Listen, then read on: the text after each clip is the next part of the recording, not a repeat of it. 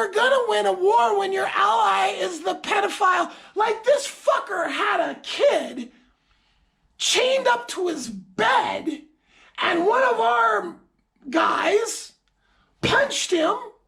This is how we find out about these things, okay? That's all he did, punch him, right? And this is the kind of brain-dead military we have. Like, check this out. Guda fucking catches a pedophile warlord. You ain't gonna be no punching, bro. That fool's done. Done. I ain't gonna just punch him. I'm gonna murk the motherfucker.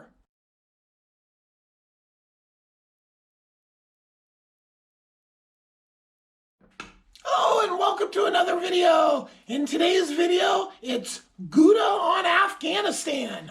Oh, yeah, so what happened in Afghanistan? Well, we have to go back hundreds of years. So the British Empire was running amok, colonializing like all over the world back in like the 17 and the 1800s. So they colonized anyway, India, Pakistan. They tried to get Afghanistan, but they were run out, okay? So those countries that weren't able to run out the English right away actually saw more investment and technological growth than countries that didn't. So Afghanistan ran the English out. In the process, they kept themselves kind of back in the past a little bit, okay? Fast forward to like, I believe the 1960s, their leaders had a brilliant idea to send their military trainees to the Soviet Union for training and to send their academics for training in the United States. They turned their own country into a war zone, right? I mean, half your, or a percentage of your population thinks this way and a percent of your population thinks that way, and you don't have like a functioning democracy to be able to work through these things, and you're just a little country, right? I mean, and they're getting, you know, like they had full-blown universities in the 60s and the 70s, right? I mean, they were a fully functioning country, right? And they were on the path, the path where the hippies used to go. And that's where like all the, or not all, but a lot of like the legendary marijuana cannabis strains come out of Afghanistan. You have Hindu Kush, maybe some more.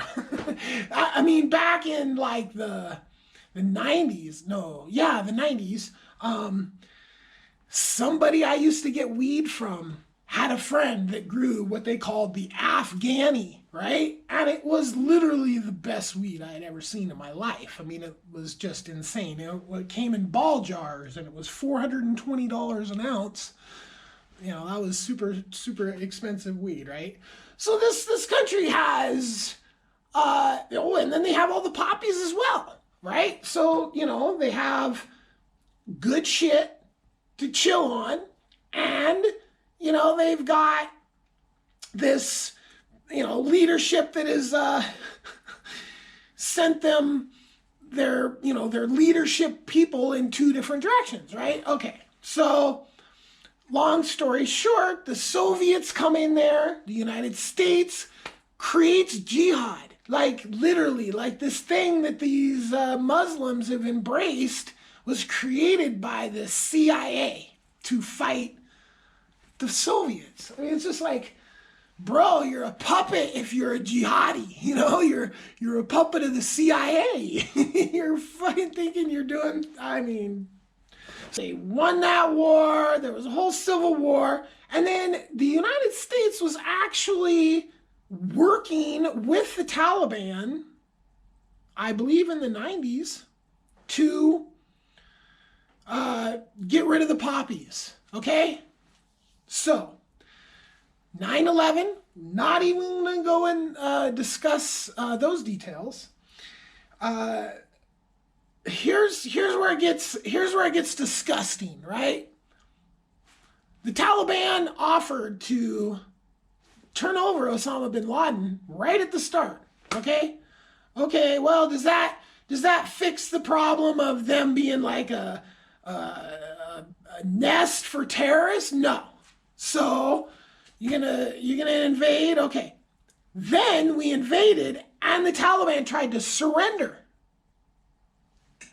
We didn't accept their surrender because it was never the intent to win like a victory of a war victory, like a definable victory like we see in Germany and Japan, and we're still in Germany and Japan, right? Because we had these military victories that were definable moments as the victory.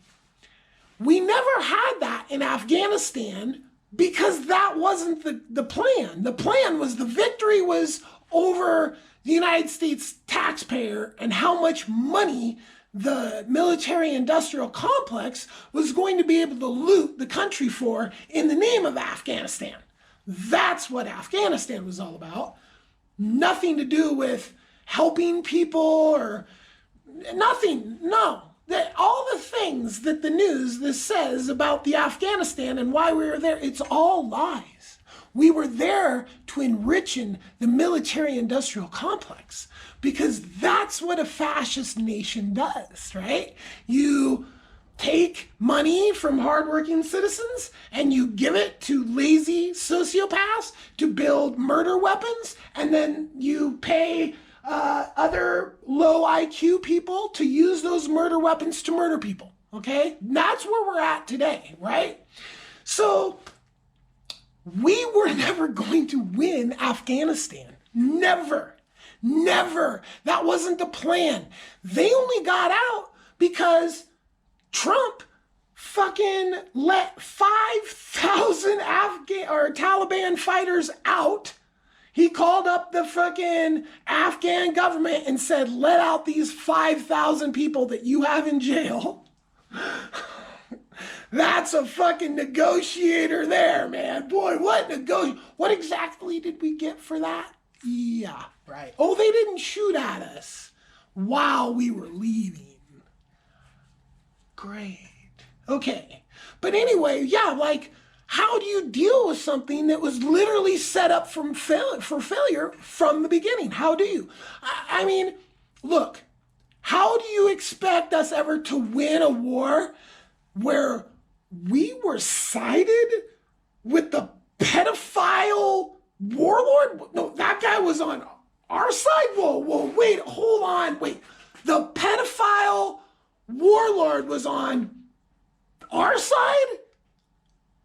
How does that even work? How can we even ever have the moral high ground ever if the pedophile drug lord is our ally? Whoa, wait, hold on. Brain melting now. How does this work? Well, because when you're not trying to win the war militarily, you're just trying to win a bunch of free money for selling arms and giving arms away, then partnering with pedophile warlords is exactly what you want to do, because then you're going to piss off everyone. Like, the Americans are with pedophile dude. Yeah, fuck them. You know, yeah, like I'm saying fuck them too. Like, when I found out that was what we were doing, yeah, fuck them. Them being my own self, because I'm an American too, and it's my fucking tax dollars that went to that bullshit as well. So yeah. Anyway, you're never gonna win a war when your ally is the pedophile. Like, this fucker had a kid chained up to his bed, and one of our guys punched him. This is how we find out about these things, okay? That's all he did, punch him, right? And this is the kind of brain dead military we have. Like, check this out. Guda fucking catches a pedophile warlord. You ain't gonna be no punching, bro. That fool's done. Done. I ain't gonna just punch him. I'm gonna murk the motherfucker, right? And I am not a killer at all. But check this out. pedophile fucking warlords that have kids chained to their bed, I might be able to reach down in somewhere and find it within myself to just take care of that the way it needs to be fucking taken care of, not just punch the motherfucker. End him. I cannot believe this country has no moral high ground at all. How the fuck can we because they're lawyers. That's the politicians are lawyers. So they're mostly sociopathic, disconnected from world completely, living in multiple fantasy worlds, okay? This is how we end up torturing people. Wait, we torture? What the fuck? The United States? Oh, and you listen to the punk ass Bush. Oh, the lawyers. Yeah. And we have a lawyer as a fucking president right now. Look, the alternative was worse because at least this guy has respect for the fucking setup, which, I don't, but I don't think that taking it down some dictator fascist fucking road is the solution by any, And that's what this last dude wanted to do. He wanted a fascist dictatorship. So even though this Biden piece of trash is a lawyer, he's less worse. And that's where we are. We have this guy that, thought that locking up fucking millions of people for being stoners was a good idea. Right? Okay, so the United States has completely 100% lost its moral high ground years ago. All right? We are, from a lot of perspectives around the world, there's no difference between, the Nazis and the Americans, okay? Because we fly our fucking death drones around and fucking just kill people that tried to surrender to us. They tried to surrender. We could have rebuilt that nation. We could have had a very nice place over there, Taliban free, but the military-industrial complex didn't want that. Okay, so now we know this. What are we going to do about it? Stop giving them money, period. Never pay another fucking dollar in taxes because we see where they go. There's ways to win wars. There's ways to win fucking people's hearts and minds. And teaming up with pedophile drug lords, probably not the best way to do that, right? Probably not at all, okay? So at some point, you're just going to have to go, okay, well, the military-industrial complex wanted just to steal a bunch of money, so we have, lost the opportunity to fix Afghanistan and make it a functioning democracy. I think we lost that in, 2004 or 3 maybe even, okay? So then all this time since then has just been BS, and it had to end some way. But ending it by letting out 5,000 of their fighters and not including the government in the negotiations, even as bad as a corrupt government it was, this was all from a mental midget. Like this dude that made the arrangement, Trump, is a mental midget. And that's why Afghanistan went so bad, so fast, was 100% Trump. Okay, we needed to get out of there, but you don't let 5,000 of their fighters out of jail. That's effing stupid, bro. I mean, that's like a percentage of the total. They had 75,000 fighters. We gave them 5,000. So that's how come it went to a complete shit show, all right? Because these people in Afghanistan, they knew exactly what we weren't there trying to win the war because the Taliban tried to surrender. They know this. All these people know that. They know it was a giant game to steal money and their government over there was corrupt. So what are you going to do, right? Well, is it going to happen again? Well, it did happen again because Afghanistan is again. Vietnam was the time that it happened before that.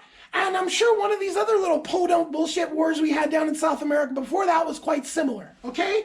But on the scale of the death and the destruction, not even comparable. Because the weapons Modern weapons are just insane, okay? We're littering countries with radioactive waste from the bullets that we shoot on them. You know, I mean, it's just insane, right? The world is a planet. You're gonna poison it, you're thinking the poison ain't gonna just start, anyway. So, we were never meant to win Afghanistan. It was pretty obvious because, how could we not? You know what I'm saying? Like, oh man, these guys in these caves, man, they just keep eluding us for 20 years. We just can't get it right? It's because it's a lie, it's a scam, and it's just a freaking milk money, because that's the system. We have a completely broken world, completely broken systems run by religious people, lawyers, which are both people who live in fantasy worlds, all right, and should not be taken seriously. The Taliban should not be taken seriously.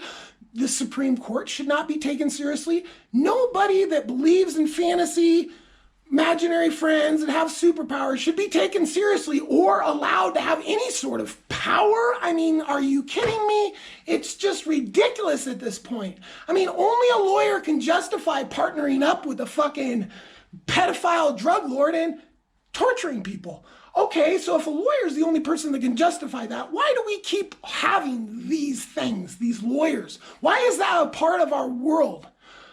Because people haven't woken up to the fact that we don't need them. It's called one law, do no harm, junk religion, junk governments, junk corporations, junk it all. One law, do no harm, a planet of people enjoying themselves, eating good food, creating art, building science, populating the stars. You know, I'm going to leave you on this note. We would already be a warp species. We would already have warped speed. We'd already be traveling the stars if the religious people hadn't burned down the library in Alexandria, Egypt, like 2,000 years ago or something, right? So again, religion is holding our entire planet in the Stone Age, basically, right? Because only a lawyer / religious person could ever, I mean, this guy that's got the kid changing the bed, he's all about the Allah. So anyway, have a nice day. Peace.